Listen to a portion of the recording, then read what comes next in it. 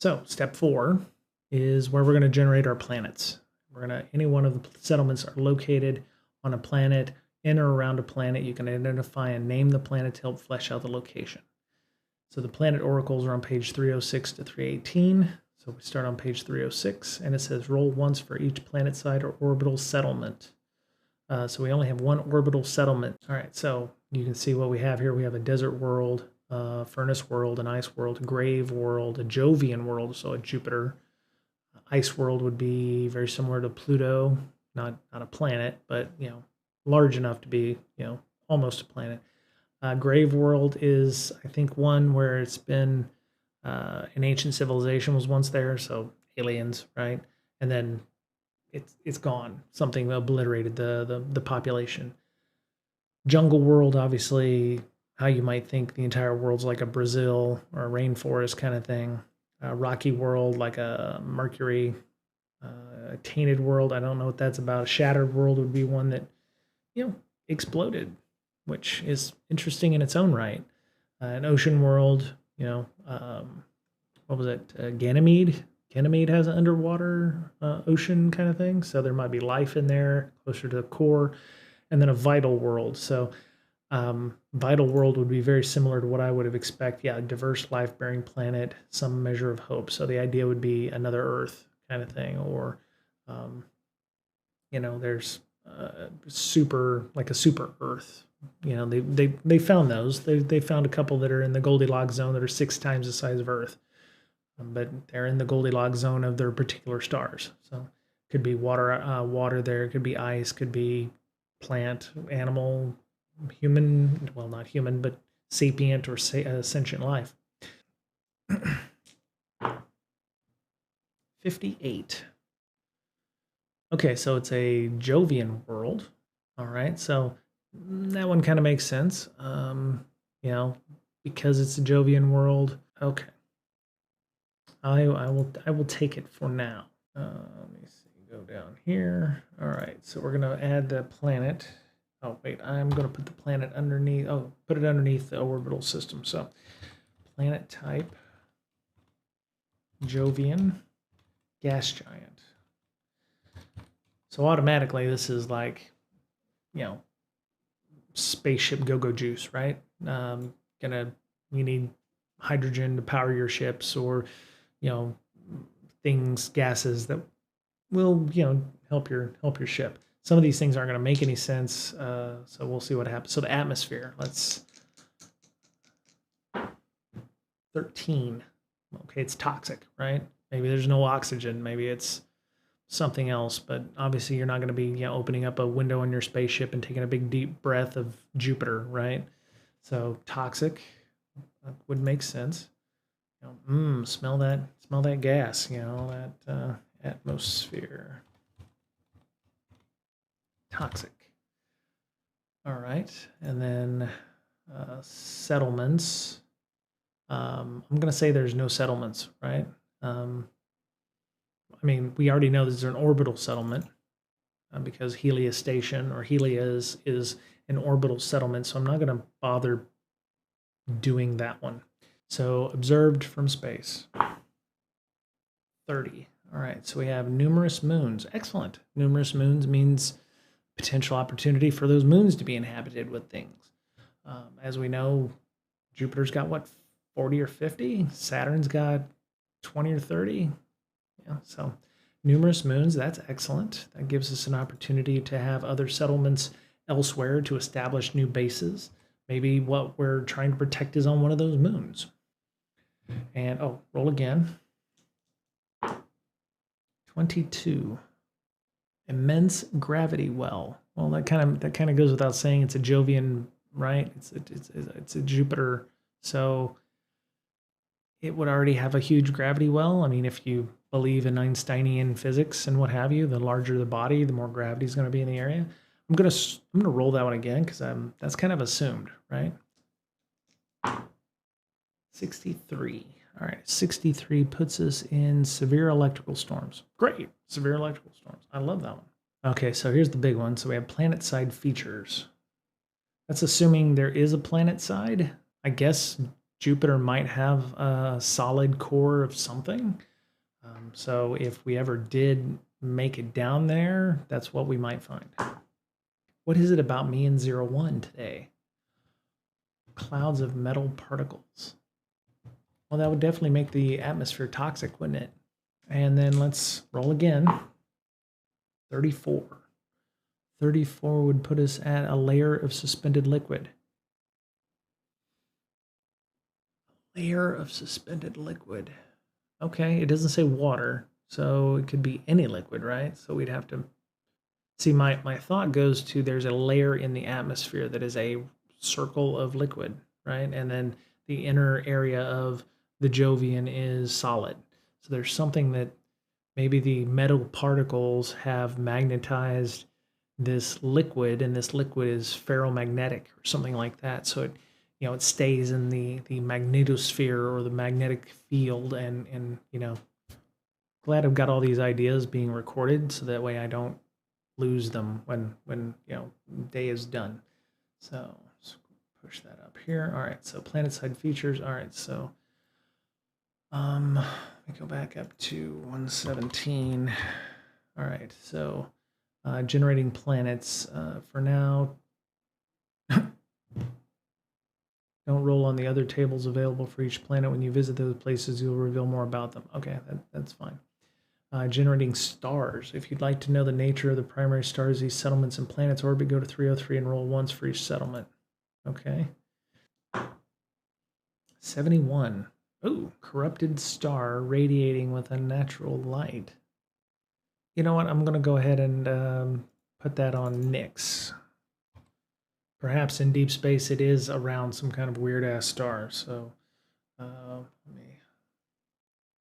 corrupted star. So we'll have to see what the creators of this RPG decided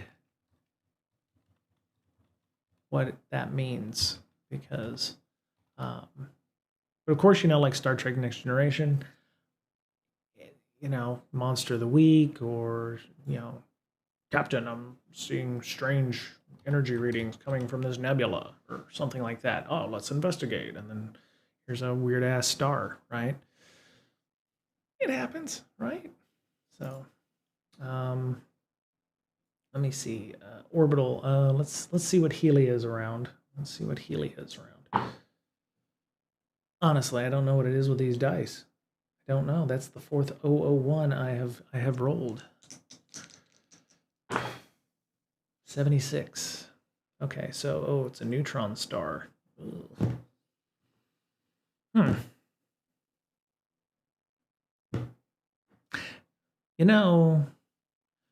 I think I'm going to do a GM Fiat on this. I think what I want to do is I just want to do a nice burning yellow star, kind of like ours.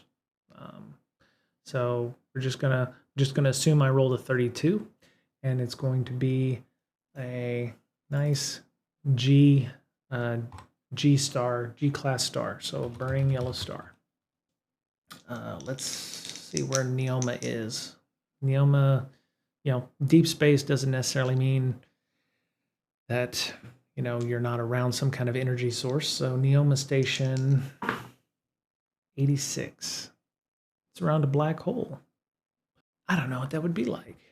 I mean, obviously you would want to be, actually that would, for Nyx station, that's perfect. Black hole in the deep space surrounded by a black hole. Makes 100% sense, actually. So that, or I'm sorry, Neoma, yeah, Nyx is a, yeah, so, and we're assuming at a safe distance, it's orbiting, it has, nothing can escape it, but that doesn't necessarily mean you're not far enough out that, you're close enough you can see it. And then we can always figure out what the solar masses of the black hole is, if it's 100,000 solar masses or what have you. So interesting. What would we be manufacturing or hunting in a black hole? Maybe it's not a black hole, right? Yeah, story ideas, yeah. All right, so scroll back down here. All right, so we generated the stars. Are optional, obviously, but I went ahead and tried to do that. So we'll see what happens. It says you may add more basic info for generated planets and stars to your block. machine worksheet leaves some room to expand on these later. Okay. Create a sector map. All right, so this is where we're going to use the sector map portion up here in our slide to show where things are, right? Keep it simple. The Forge is vast, dense stellar clouds, complex star systems, chaotic energy storms make charting and navigation difficult. As you explore, you'll mark down important locations such as settlements or interesting discoveries. Everything else is abstracted or ignored. Sector maps are helpful for planning and tracking adventures and discoveries. They're not required, right? So they even give you the example here. So I have 3 places, depending on where we're going to be putting these things. Your map can also be used to mark notable locations as you learn more about a sector. This can include discoveries such as uninhabited planets, precursor vaults, derelict ships, asteroid fields, black holes, or titanic space squids. Okay. To start, arrange your settlements on the map however you like. The grid isn't meant to track literal distances, but can be used as an abstract representation of whether locations are clustered together or remote from one another. Dots or circles for settlements work fine, or utilize your own visual cues for location types. For example, an orbital settlement is a circle with an arrow, so this would be Bleak Hold, in this case would be the orbital settlement. And a planet side is a sign with a circle with a square, so Amity. And then a deep space settlement is a square. Okay, so we have 2 deep space ones. I'm using a mouse, so forgive me. All right, so that is, actually, let me erase that. There we go. I'm going to do the triangle first. And I'll clean this up later with my surface as I can. So a square with a circle.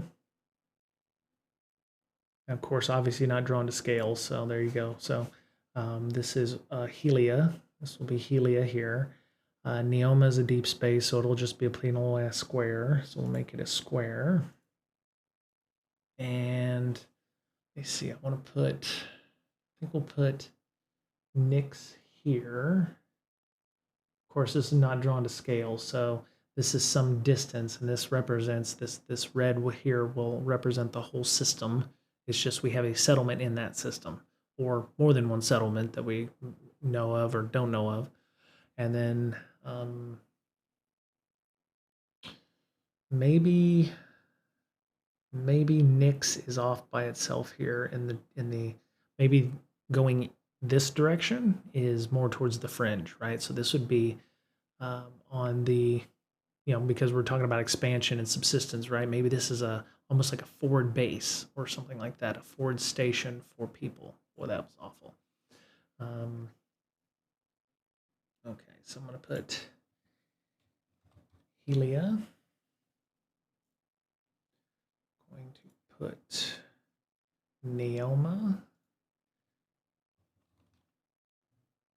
And, we can look to other RPGs for, inspiration as to what to do with a space station around a black hole. Maybe it creates opportunities for magnetic monopoles, or, maybe they're just studying it to, understand or unlock. Maybe they think the black hole is actually a white hole, which there's an entrance and an exit somewhere, right? So maybe at some point, they'll, do maybe it's a research station for that. And then this is Nyx station. And there we go. So, and Nyx was the one that didn't have a lot of, what do they call that? Didn't have a lot of law in the area. So maybe it's not that the station itself doesn't have a lot of law. Maybe it's just so far on the fringes that the Covenant, or there's no help for it out there. So they're kind of on their own, and they know that, and they're really rough and hardy folks. And we're the closest, they have to a civilization kind of thing.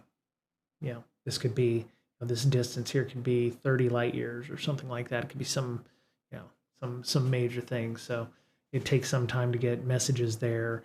Maybe they have a monthly ship that goes and does things. Neoma may be similar. It's like 15 light years or 15 units of travel away. So maybe they don't get a lot of stuff either, and they're kind of all out by themselves. Okay, so starting sector, creating passages. All right, you'll set the passages for this sector. A passage is a charted route among the drifts.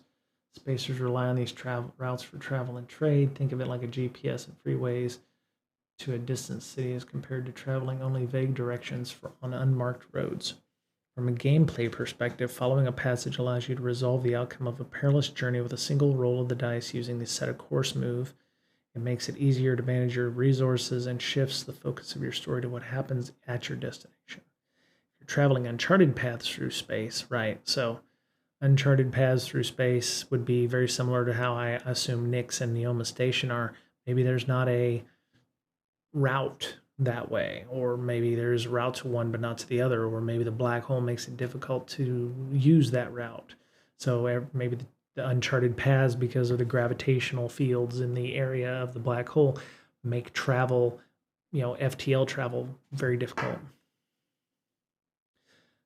This gives the journey and its perils greater focus. So perilous, yeah. I mean, travel to a station near a black hole is probably not something for the faint of heart.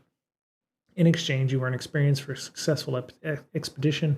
Plus, you'll create a new passage that you and perhaps others can use to speed along your way in the same path in the future. So yeah, it feels like maybe the distant, Neoma or Nyx station has a path that we can take, but maybe the one to Neoma station is maybe a little unpredictable at times.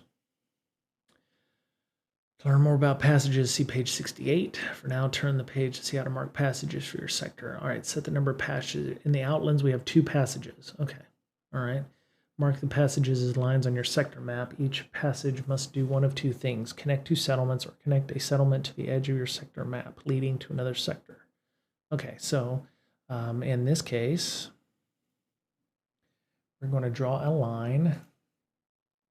I'm going to use a multicolored line here, and we will draw, right?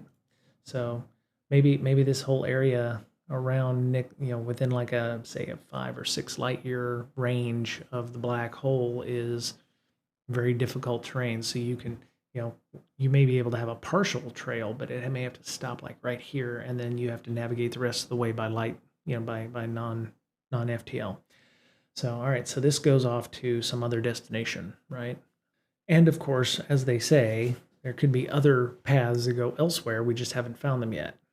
So yeah, there may be one that goes off this direction up to the east, or maybe off to the northwest here, the north or the northwest. There could be yet another one that goes down this way to another settlement somewhere. We'll just have to figure that out. But obviously, we got here somehow, so we've blazed a trail at least for that one. And of course, there may be at some point where it'd be like they can block those paths, and we'll have to blaze a trail to get to Nyx or Neoma or another place, without using the known star routes, which would allow us to undertake an expedition. Zoom in on the settlement. It'll be helpful to have some additional detail for one of the settlements in your starting sector. You might begin the campaign in the midst of a layover or just arriving as your story opens. I'm going to assume that I grew up on Neoma or on Helia Station. So the first look, roll 1 to 2 times, and then settlement trouble. Okay. Roll 1 or 2 times. 37. High-tech construction. Okay, so, high-tech construction makes sense. Okay. And then again, we're going to 56. Obvious social stratification. Okay, yeah, that works, I think. Let's see, Neoma. Okay. I'm gonna pop this down here below, and I'll add some more. I can add some more boxes later. I've got a screenshot that I took that will allow that. Because did we build it out here, or did we tow it? Is it like a Starbase McKinley from Star Trek? Is it cobbled together with asteroids in the local area? A ton of things. And then social stratification. Okay, so I talked earlier about in earlier videos about the the organizations that work there. So maybe one of the organizations on the, is causing issues. So my overarching plan was to gain independence for this system, right? That was my epic plan. So I live here, right? So maybe things have gotten worse in the past few years, which is why we've got the oppressiveness. So the oppressiveness is because of the social stratification. We have the haves and the have-nots. People who maybe have money or run the station are hoarding resources and we're just barely getting by, or something, any number of things. Settlement trouble 324. All right, and we're on page 122 here for this. All right, so 324 settlement troubles 1 to 2. All right, so 69 sabotage technology. Great, that fits right in. So troubles. Okay, and then we roll again. 62. Plagued by sickness. So plagued by sickness, sabotage technology. So yeah, I can definitely see, it feels like maybe things aren't all good on Helios Station, right? We have the obvious social stratifications, potentially maybe some of the less well-off folks have contracted some illness. Maybe the folks in the haves position are withholding resources, so we sabotage some of the technology that causes the ability for us to work with the gas giant or other things in the system are to be delayed or to cause issues, or maybe we need the resources on the gas giant to create crops. So any number of things here. I mean, I'm already just, going into nothing on this. So create a local connection. All right, so that won't be hard. It'll be family. It'll be, mentor or something like that. Because, the ship that we got was given to me by a mentor or a friend. So yeah, it was given to me by a relative or mentor. So maybe I have or had a link to a connection to this station. So let's go see. Let's make a connection. All right. So when you search out a new make a connection move, which is shown below. Instead of rolling, assume a strong hit. All right. So we have a strong hit. We're going to create a connection. This connection is already established as you begin your campaign, so no roll is necessary. All right. Give them a roll and rank. However, whenever your connection aids you on a move closely associated with their roll, add +1 and take a +1 momentum hit on hit. See next page for a walkthrough of putting the move into action. Okay, give your connections a role. Your connections role represents duty, expertise, or background. For example, a shipwright, an envoy, or an explorer. Connections are not shipmates or companions. They're independent characters whose own lives intersect your own. You might accompany the connection on a specific mission, but you'll soon part ways as duties and ambitions take you on separate paths. Okay. If you want to leave it in the hands of fate, generate a random roll using the character roll on page 331. 72. A raider. Well, a raider is a trader that is, well, if my ship was given to me by a relative or a mentor, it feels like I need to, maybe he was a research scientist, maybe they were a research scientist and used the ship to make trips back and forth to Nyx. So I'm going to say maybe instead of a 72, I'm going to bump that to a 73 or 74. Maybe the person was a researcher. Elaborate on the answer. Okay, give the connection a rank. Eventually forge a bond with them. The higher the rank, the greater the narrative focus and time required to eventually forge a bond with them. Choose a rank appropriate to their role and level of involvement you want them to have in your story. Troublesome, dangerous, formidable, extreme, or epic. For starting connection, consider making them troublesome or dangerous. Mark their rank on the connections worksheet. Okay, so I'm gonna say dangerous because maybe they did find something that we shouldn't have found, right? Keep in mind that terms such as dangerous don't describe the nature of this person, rather they define the potential risks and costs associated with the relationship, right? That said, it's entirely appropriate to create a connection who's also an antagonist. The thread that binds are sometimes frayed. Okay. Define characteristics. First look, 330, 331, and 332. Okay. Make a note of anything interesting in your journal or connections worksheet. Okay, so we're on page 125, so 330. 28. Distracted. Okay. And 19. Athletic. Oh, okay. I mean, because the station is, you know, an entertainment place, maybe we have a local air, gravity ball tournament league or something like that. Maybe they also are a researcher and they do that or something. Character goal 331. Okay. 48. Oh, there's a number we haven't had yet. Protecting a... Okay. Well, that might also fit fairly well into why we want to have independence. Maybe we're protecting a life form. Maybe it's not necessarily an alien life form. Maybe it could be protection of any life form, right? So, okay. And then character aspect 30, 32. All right, so roll 1 to 3. All right. 13. Brave. Okay, we got brave. 93. Vengeful. Brave and vengeful. Okay. One more. 60. Lonely. Oh. Make note of anything interesting in your connections worksheet. Choose a connections home. Okay, so that's Helios Station, and we're gonna give the connection a name. Okay.